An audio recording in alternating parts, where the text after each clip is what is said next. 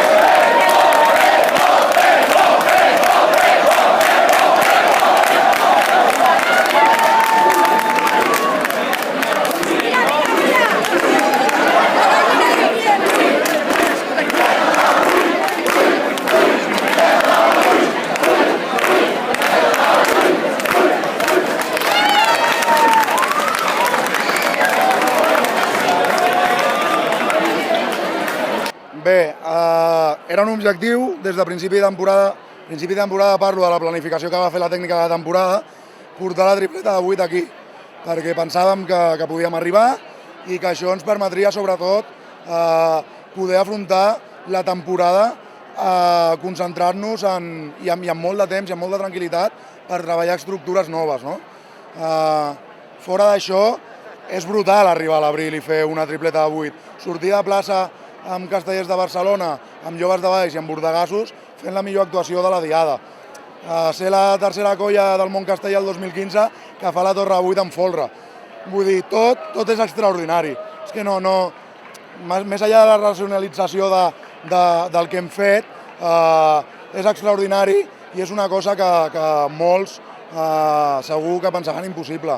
Et diria que estem sorpresos i estem molt sorpresos de com han anat els castells, però l'experiència ens diu que quan, vull dir, el model d'assaig que tenim, el qual és tan intens i fem tantes proves, el que fa també és que quan arribes a plaça fas els castells amb una energia que no tens a l'assaig. Vull dir, a l'assaig fem aquests castells amb una acumulació, amb una càrrega de treball molt bèstia. Arribem a plaça i vull dir, hi ha molt de temps entre prova i prova i al final només fem 3 castells. No? Aconseguim un plus a les diades que permet veure coses com aquesta, no? Que el primer 3 de la temporada i la primera torre de la temporada són castells que han sortit, que ens han fet amb una solvència i amb una tranquil·litat brutal. I un dels punts claus d'això també és l'ànim de la colla, no? És a dir, la colla té una seguretat, una dinàmica i una confiança en si mateixa que és el punt clau d'aquesta temporada i el que hem de conservar per enfrontar-nos a reptes que ens vindran i que són molt grossos. Ara treballar. L'objectiu de tenir els deures fets a l'abril ja està aconseguit. És a dir, ara només queda somiar. Somiar amb els peus a terra, és a dir, començar a treballar, que la colla s'esforci al màxim, que la colla no pari de venir. Ara ens venen uns mesos de repetir castells, que ningú s'oblidi. Vull dir, no estrenarem cap castell ni la següent actuació, ni el següent mes, ni segurament l'altre.